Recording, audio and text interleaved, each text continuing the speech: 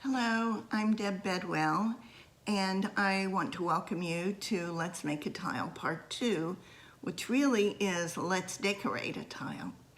When we were working in Part 1, we rolled out a 6-inch porcelain tile and we cut it, moved it to the back of our drying board, which is a piece of drywall or wallboard. And it's nice and dry now, and we're going to decorate it with commercial underglaze. When we left off last time, we had used the tar paper as a template and cut our tile out with the pizza cutter as you remember, and it made a nice even thickness from throwing the slab, flinging the slab, rolling it out between two guides. And we have a nice, little bit drier than leather hard tile. Flip it. I'm going to set it over here at the back of this nice piece of drywall, which is our work surface. I do have another one that is dry from a few days ago, and I'd like to just show you what we have to do to prepare a tile to paint. So there are some tools that I have. I have some brushes, and you can see from the still image that each one makes a different mark.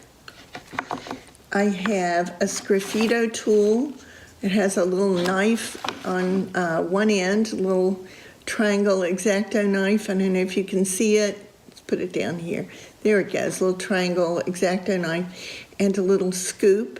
What you don't want to use for sgraffito is a needle tool, because when you do that, you raise a burr on either side of the mark that the needle tool makes. We don't want that. So we use the little scoop or the knife to make a mark through the color.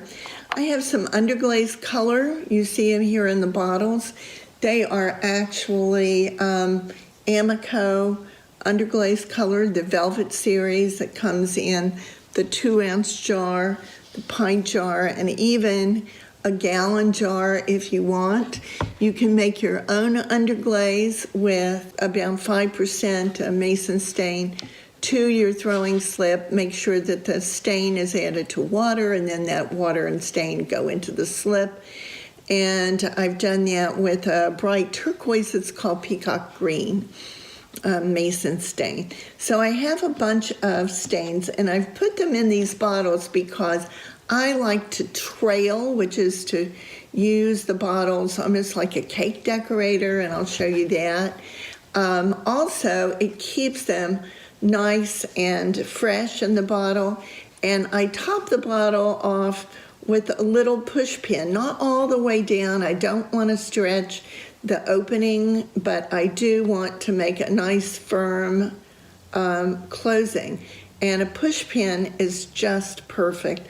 A map pin with the little ball on top works also. So I have push pins in the bottles. I have the bottles that are mostly open. I have the brushes. I have a Sureform tool, which is very important. And then I have over on the side, which you can't necessarily see, is a sponge and some water, which I use as well. To get started, let's look at a tile that we have cut. And you see that the edges are pretty sharp. They are sharp, and they have a little bit of leftover clay, a little margin that's left from the cutting.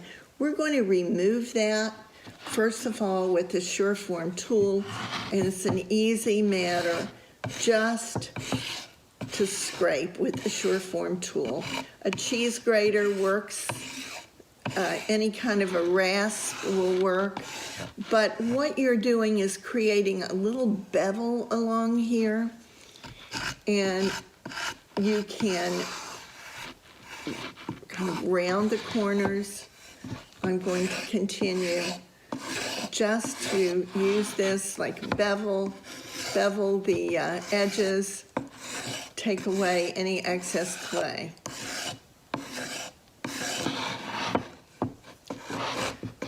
round the corners a little bit, bevel those edges.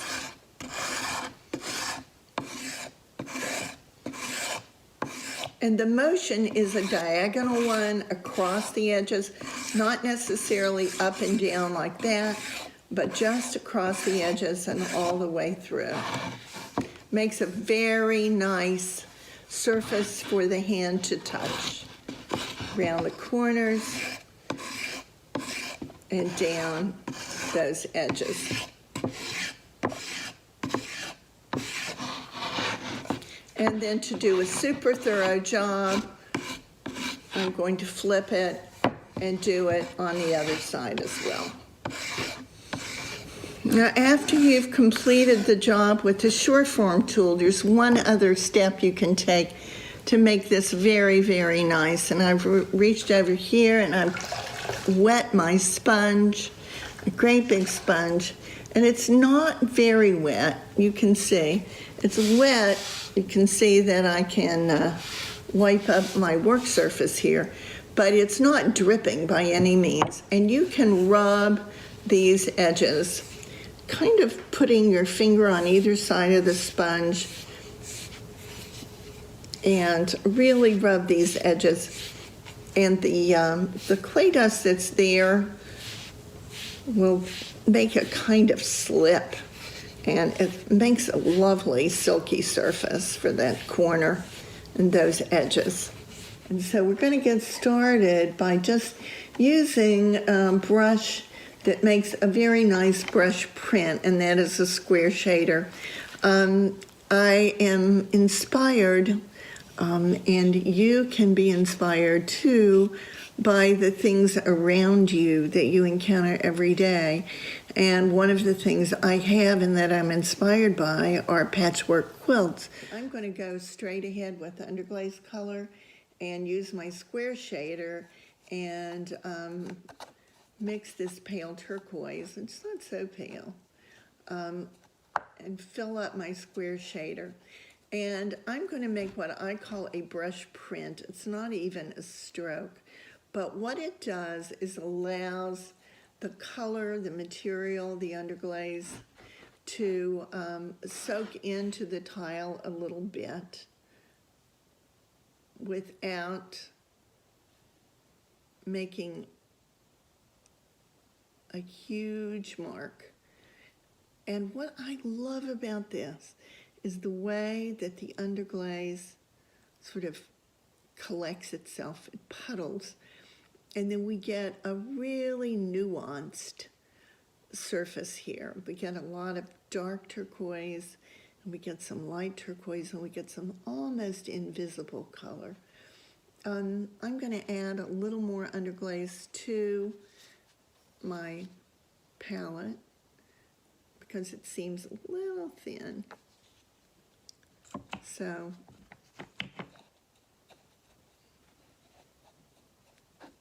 the square shader, this is about a 1-inch square shader. So if I have a patchwork quilt, this may be sort of like a checkerboard.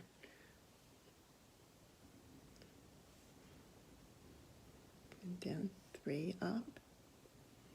I can get a good bit of color on each stroke.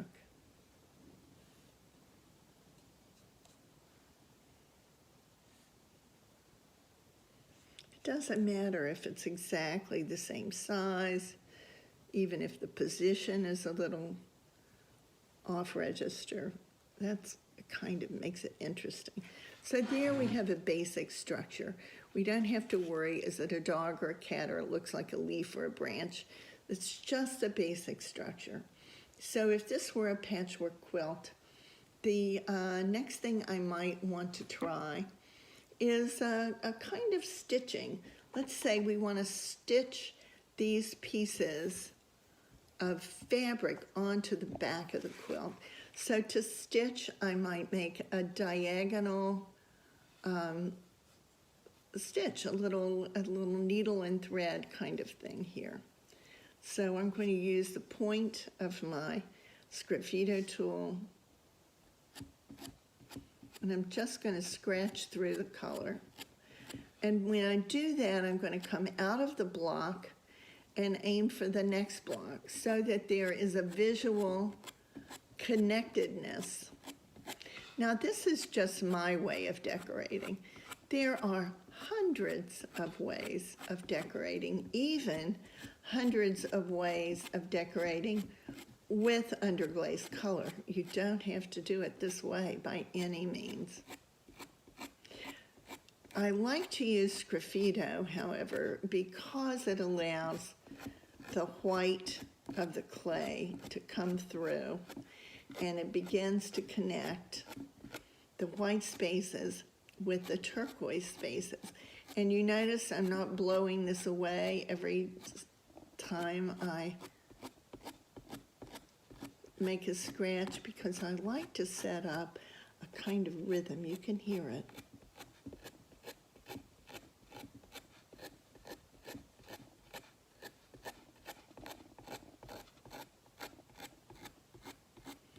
That's very satisfying to me, because the sound of that sgraffito tool dovetails with the visual mark that I am making.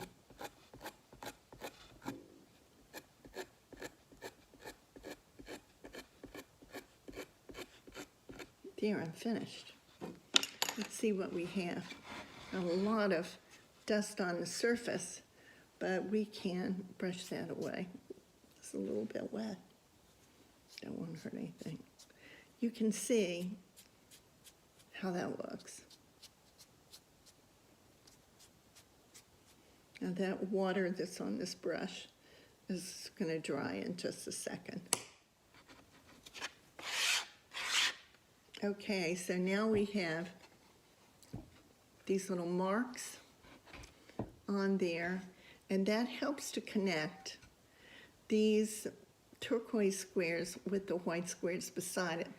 I think we can emphasize that even a little more by using our liner brush. And I use a lot of outlining when I'm applying the underglaze to the tile. I have a very favorite liner brush. It's very soft, long bristles, not too many of them. So I'm going to wet the brush so that capillary action will pull the color down toward the ferrule of the brush. And I'm going to use the dark turquoise. And I'll test it out here just on, there's that stroke, a nice little stroke. And I'm going to outline the squares. And when I do that, the line will be very fluid, and we can use that fluid line to connect the squares again in a number of different ways. And if it skips over the little sgraffito marks, even better.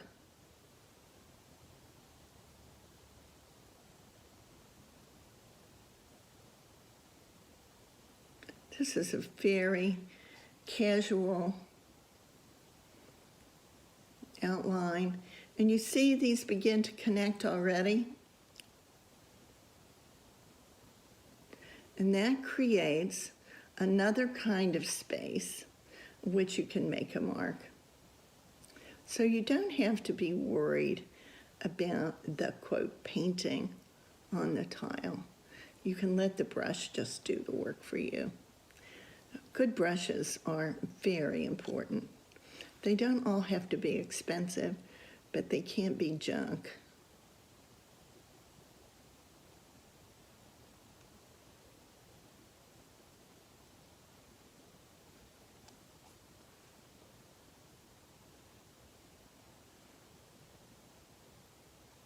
There. So now we've outlined our quilt squares.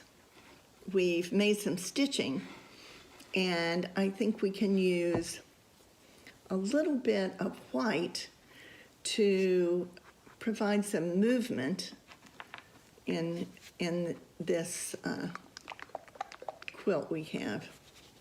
And again, this is wonderful stuff, this wallboard. You can just draw on it and then wipe it off with a sponge. It doesn't last real long if you want to spend a whole lot of time wiping and washing, but for a painting session, it's just great.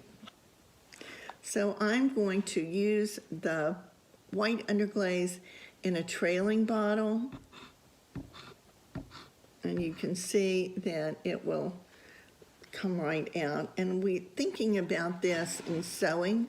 This is like a sewing machine applique or a pattern that you would make in the quilt.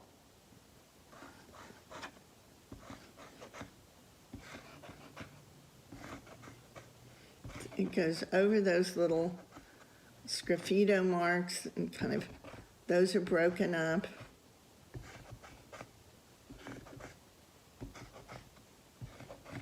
Done. Okay, so now we've got some diagonals this way, diagonals that way, some squares and structure, and the outlines, which are kind of loosely reinforcing the structure. Now, I would like to incorporate at this point something that is very different from this square and line thing, and that is I would like to incorporate a little bit of a botanical reference.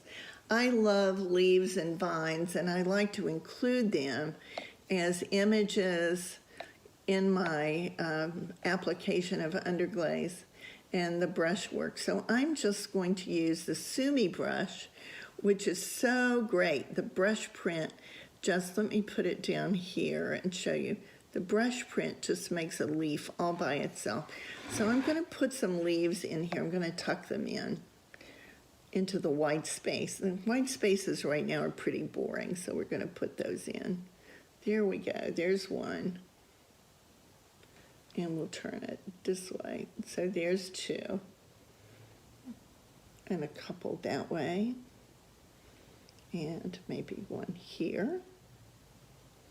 Pretty random, but kind of intentional at the same time.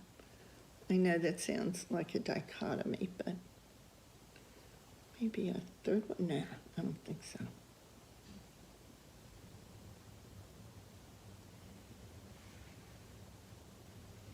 These are nice. Just pop them in wherever you see a space that looks a little bit naked. There we go. Okay, now we have that,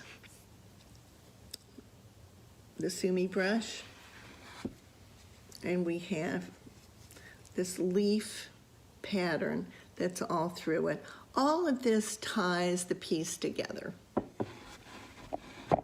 Finally, I'm going to put some red dots in here just to kind of liven it up. And maybe I'll also take the knife part of my sgraffito tool and go in a kind of oppositional way to the quilt stitching. So I might just pull a line through the leaf here and there. Now there's a lot of wet underglaze here, so I'm going to be careful not to get the crumbs of clay. Okay, so that's enough of that. And we can now do some red dots. I love red dots. We'll just put a few here and there, like they were berries, or their punctuation. Just a couple here and there. Some along those margins, some at the end of the leaves, some at the ends of the stitching, a few here and there. I like them especially at these intersections of the outline.